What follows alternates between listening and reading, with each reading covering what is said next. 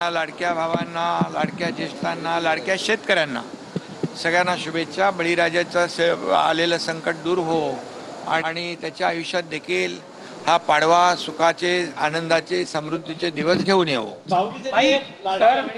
भाऊबीजेच्या वाट बघत म्हणजे ते लाडक्या बहिणींच्या भाऊबीज मिळणारच, भाऊबीज मिळणार आणि लाडकी बहीण योजना कायम सुरू राहणार। रोहित पवारांचं म्हणणं आहे की आरएसएसवर बंदी घाला, ज्या पद्धतीने कर्नाटक सरकारने आरएसएसवर बंदी घातली त्याप्रमाणे महाराष्ट्रामध्ये कॉलेज आणि इतर ठिकाणी आरएसएसचे लोक घुसते, ते कुठेतरी कॉलेजमध्ये वातावरण खराब करण्याचा प्रयत्न करतात। खरं म्हणजे अशा प्रकारचं वक्तव्य हे दुर्दैवी आहे आणि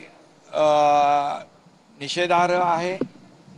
याची निंदा निषेध करावा तेवढा कमी आहे, कारण आरएसएस राष्ट्रीय स्वयंसेवक संघ हा एक कडवट देशभक्त, राष्ट्रभक्त ही संघटना आहे आणि कधी जेव्हा आपत्ती संकट येतं त्यावेळेस आरएसएस ही संघटना धावून जाते आणि प्रखर राष्ट्रभक्त आणि देशभक्ती वर काम करणारं हे आरएसएसचं संघटन आहे।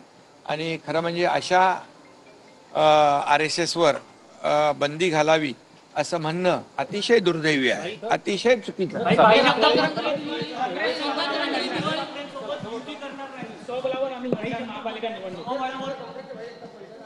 आता लोकशाहीमध्ये प्रत्येकाला अधिकार असतो आणि लोकशाहीमध्ये प्रत्येक पक्ष आपापला निर्णय घेत असतो, त्यामुळे त्यांचा तो निर्णय असेल। त्यामुळे मी एवढंच सांगेन की लोकसभा महायुतीने आम्ही जिंकलो, विधानसभा महायुती लँडस्लाइड विक्ट्री घेऊन जिंकलो। आता स्थानिक स्वराज्य संस्था देखील मध्ये महायुतीचाच भगवा डौलाने फडकेल।